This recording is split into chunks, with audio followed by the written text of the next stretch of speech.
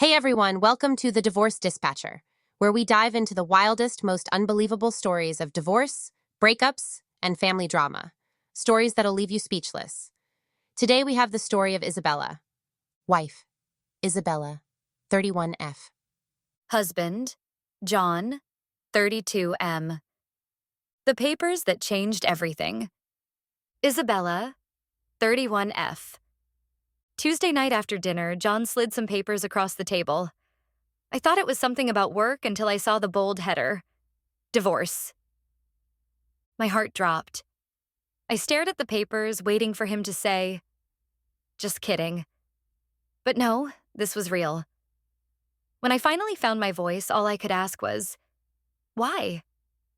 John wouldn't even look at me. "I just don't love you anymore," he said. I spent the night crying on the couch, wondering how we got here. We had a good marriage, or so I thought. Isabella's first question to Divorce Dispatcher. Divorce Dispatcher, how can someone just blindside their spouse with divorce? Is that even allowed? Divorce Dispatcher is here, you rang? Isabella, unfortunately, blindsiding is emotionally cruel but legally allowed.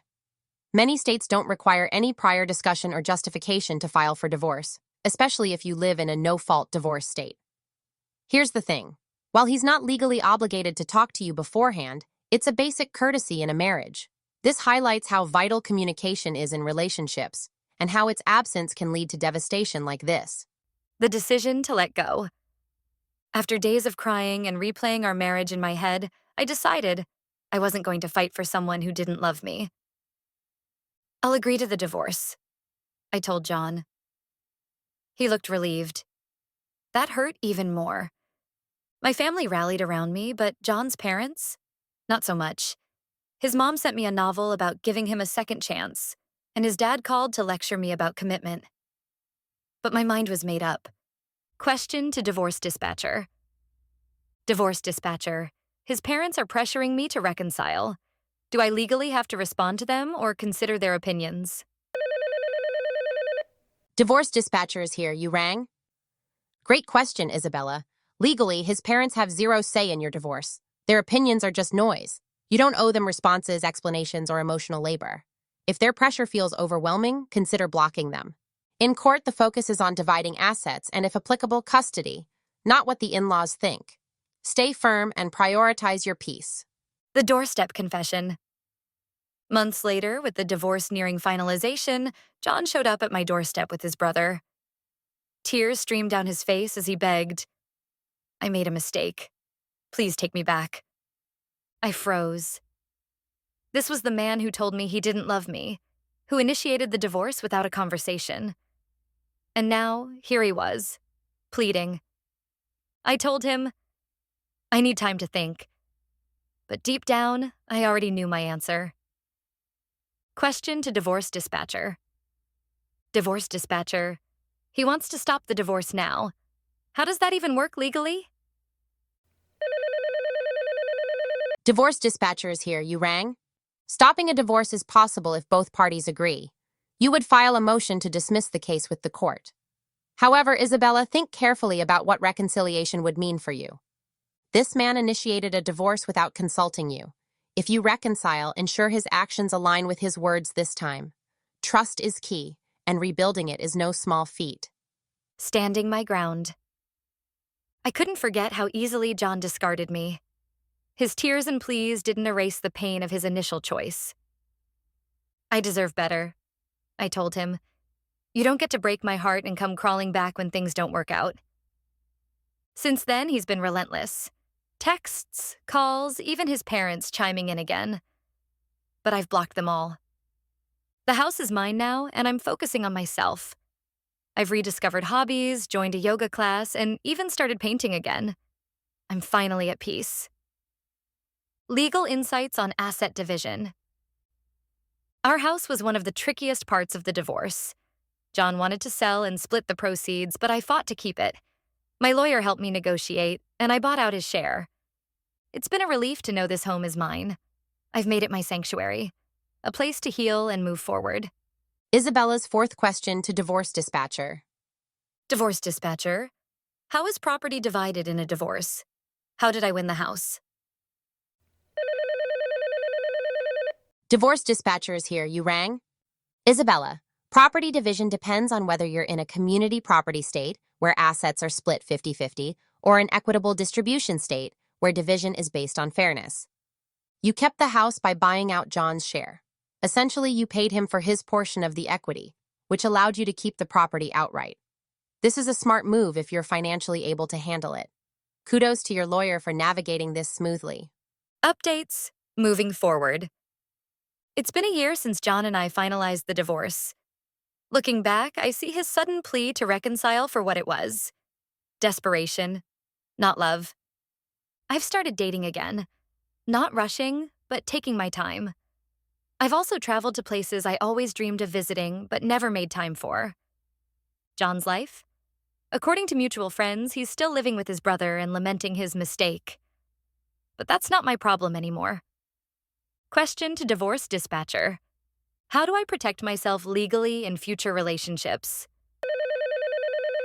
Divorce dispatcher is here. You rang? Great question, Isabella. Here are some tips. Prenuptial agreement. If you ever remarry, consider a prenup. It protects both parties and ensures clear asset division. Financial independence. Keep your finances secure and separate until trust is firmly established. Clear communication. Learn from past experiences. Open, honest communication is crucial to avoid misunderstandings. And most importantly, prioritize your happiness and well-being. You've already shown incredible strength. Never settle for less than what you deserve. Final thoughts from Divorce Dispatcher. Isabella's story is a powerful reminder that self-respect and resilience are key to navigating heartbreak. Whether you're blindsided by divorce or contemplating reconciliation, always ask, does this align with my worth and values? Up next, the story of Ariel. Ariel, W34, Callum, H36. I thought our marriage was unshakable. Callum was my rock, my safe place, and I thought I was his. But sometimes love isn't enough to stop the cracks from spreading. It started with silence, the kind that sits between you at the dinner table and fills the spaces where love used to breathe. Callum had been distant for weeks. He was coming home late, distracted, and glued to his phone. At first, I thought it was his job. Callum had been passed over for a promotion he'd worked so hard for, and I knew how much it crushed him. I wanted to help, but every time I asked how he was doing, he brushed me off.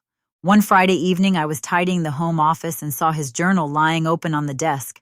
I knew I shouldn't, but curiosity won. My eyes landed on words that broke me. Emily makes me feel seen. She gets it in a way Ariel doesn't. I know it's wrong, but I can't let go of her. Emily, I didn't know an Emily. That night, I confronted him. Who is Emily? Ariel, Don't lie to me, Callum. I read your journal. Who is she? she's just a co-worker. We've been talking a lot lately. It's not what you think. Talking? You said she makes you feel seen. What about me? I've been here, Callum. He apologized and swore it was nothing physical, just emotional. I wanted to believe him. For weeks, he worked to make it up to me. We went to therapy, and he promised to cut her off. For a while, I thought we were healing. Then I found the messages. One night, his phone buzzed while he was in the shower. I glanced at the screen. Can't stop thinking about last night. When can I see you again? Emily. When I confronted him, he admitted they'd met for drinks and it had gone further. You promised me you'd end it, Callum. I tried, I really did, but I can't just cut her out of my life. That was it. I couldn't forgive him again. How do I protect myself financially?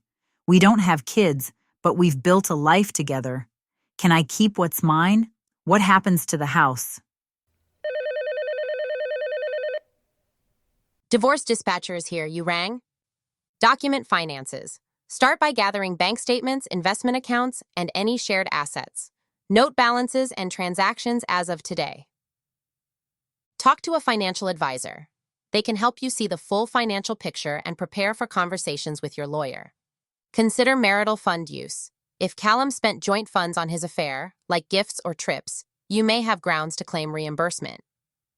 Final advice: walking away isn't giving up, it's choosing yourself. Therapy can help you rebuild confidence and start anew. Divorce dispatcher final words. Remember, Ariel, your strength isn't measured by staying in a broken situation. It's shown in your decision to leave. Thank you everyone for tuning in, and our third story is from Viviana. Viviana, W39, Javier, H, 41. Sometimes betrayal doesn't strike like a bolt of lightning. It creeps in like smoke under the door. By the time you see the fire, everything is already burning. Javier and I have been married for 12 years. We have 2 beautiful kids and big dreams of opening a restaurant together one day. Life isn't perfect, but it's good. Or it was, until Mariella. She was his high school girlfriend, someone he hadn't seen in decades. When she messaged him on social media, I didn't think much of it.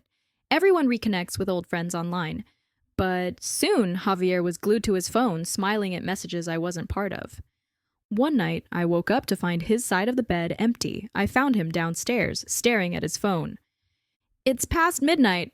What are you doing?" Locking his phone quickly. Nothing. Couldn't sleep. The next day, while he was in the shower, I checked his phone. What I found made my stomach turn.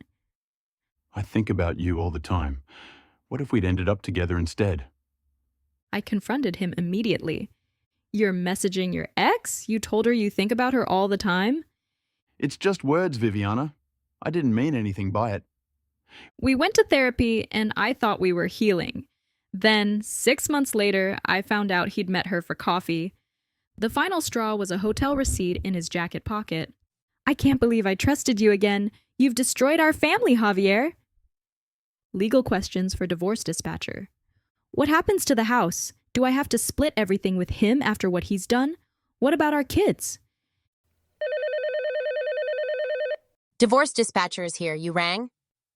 Property division. Gather documentation of all shared assets and liabilities. If marital funds were used on the affair, you may have grounds to claim reimbursement. Custody plan. Courts prioritize the best interests of the children. Work with your lawyer to draft a parenting plan that provides stability. Financial independence. Consult a financial advisor to understand your options and secure your future. Final advice. Betrayal may shatter trust, but it doesn't have to shatter your life. Rebuild on your own terms. Viviana, some flames burn bridges, and that's okay. Choosing yourself and your children isn't selfish, it's necessary. Now that was a bit disappointing from a husband betraying his wife. Meanwhile, coming up for our fourth story is from Kadeem. Kadeem Bryant, age 36, Devon, age 35. Love is supposed to be a safe harbor. But what happens when your safe harbor becomes a storm? Devon and I met 8 years ago. He was magnetic, creative, and full of life. I was drawn to his energy, even though I could see he was struggling. At the time, he was newly sober, trying to rebuild his life after years of battling alcoholism. I thought I could be his anchor. For the first few years, our life together was beautiful. I supported him financially while he built his career as a freelance writer. When he sold his first article, we celebrated like he'd won a Pulitzer. I was so proud of him. But everything started to unravel when Devon's father passed away. He spiraled back into drinking, and our home felt like it was teetering on a knife's edge. I tried everything, taking him to AA meetings, staying up late to talk, holding him when he broke down. Then one night, I found texts on his phone. "You're so gorgeous. I wish I could see you tonight." The messages were from a man named Caleb. Devon, who is Caleb? Why are you messaging him like this? Devon, stammering. It's nothing, Kadeem. I was drunk. It didn't mean anything. I wanted to believe him. I convinced myself it was a one-time mistake. I forgave him. Months later, I started noticing the same patterns. Late nights, excuses, the same locked phone. I couldn't ignore the signs. Then Caleb messaged me directly. "Kadeem, I think you should know that Devon has been seeing me again. I didn't realize he was still married." My stomach dropped. When I confronted Devon, he looked like a child caught stealing candy. You swore to me it was over. You looked me in the eye and lied to me. I don't know what's wrong with me. I love you, Kadeem. I do, but I keep screwing up. I was furious, but I couldn't shake the part of me that still wanted to help him. We started couples therapy. He promised to change. For a while, I thought it was working. He was open about his struggles in therapy, and I saw glimpses of the man I fell in love with. but addiction doesn't go away overnight. One weekend, Devin told me he had a work trip in another city. A friend later saw him at a local bar, drinking and leaving with someone else. When he came home the next day, I was waiting for him. You don't even have the decency to hide it anymore. Do you know how humiliating this is for me? Devin. Tears streaming down his face. I'm sorry. I don't deserve you. I know I don't. For the first time, I agreed. Legal questions for divorce dispatcher. Most of our assets are in my name. Do I have to split everything with him after what he's done? How do I make sure I'm not left cleaning up his financial mess? Divorce dispatcher is here. You rang? Kadeem, let's focus on protecting your future. Separate versus marital assets. If the house and savings were acquired before your marriage, they might be classified as separate property. If marital funds were used to maintain or improve these assets, their classification could shift. Debt and liabilities. Gather all financial documentation, including joint accounts and credit card statements. Make sure you're not held responsible for debts Devin may have incurred. Financial guidance. Consult a financial advisor to create a clear picture of your assets and liabilities. This will help you and your lawyer strategize asset division. Final advice: love can be a powerful force, but it shouldn't come at the expense of your peace. Walking away is not failure, it's self-preservation. Kadeem, you gave Devin more chances than most would. Now it's time to give yourself the chance to heal, rebuild, and thrive. That's a whole lot to take in from someone who trusts you over and over again. And now for our final story, let's all hear the story of Naomi, W, 42, H, 44. When you love someone, you learn their scars and hold their hand through the dark. But sometimes you realize you've been waiting in the dark alone. Elliot and I have been married for 15 years. We have one son, Jackson, who's 14 now. Our marriage wasn't perfect, but it was solid, or so I thought. I've struggled with PTSD since I was a teenager. My father was an abusive man, and the scars he left shaped my life. When I met Elliot, he was gentle and steady, everything my father wasn't. He gave me a sense of safety I didn't think I'd ever find. For years, he was my rock, but over time, it felt like I was leaning on him too much. Therapy helped me work through a lot of my pain, but Elliot was always resistant to the idea of counseling. Whenever I tried to talk to him about my struggles, he'd shut down. I first noticed the distance a few years ago. Elliot had started working long hours at his construction job. He was always tired, always distracted. At first, I blamed myself. Maybe I'd leaned too hard on him for too long. Then I met Henry, a new professor at the university where I teach. He was kind and empathetic, and we bonded over coffee breaks and long conversations about life and trauma. I told myself it was harmless. I wasn't cheating. I'd never do that. But I couldn't ignore the way I looked forward to seeing Henry or how I felt seen in a way I hadn't with Elliot in years.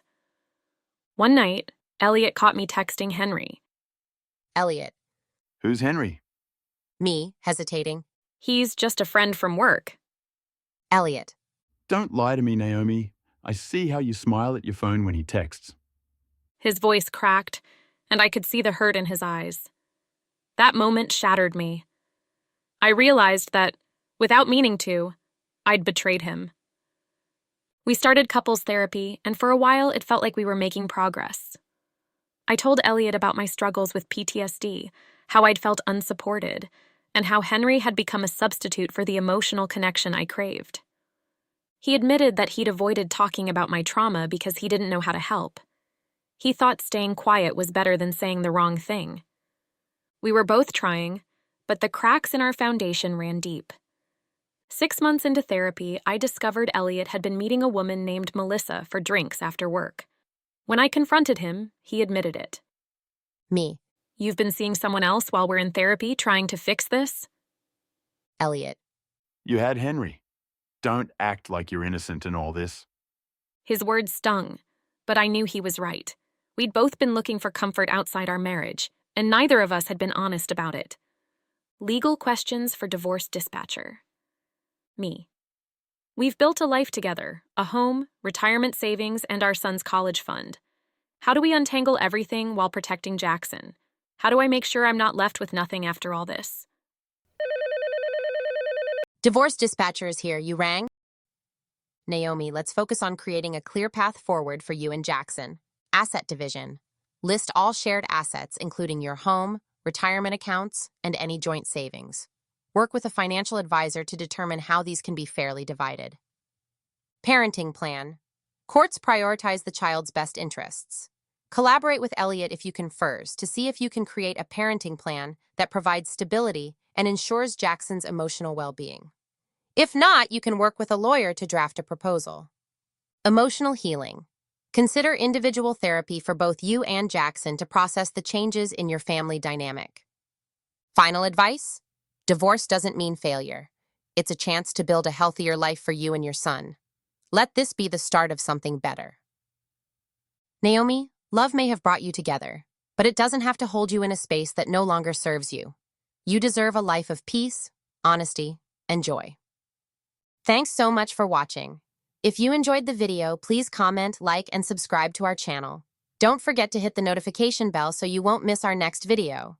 Your support means a lot, and we love hearing from you in the comments. Divorce Dispatch is signing off duty. Until next time, take care.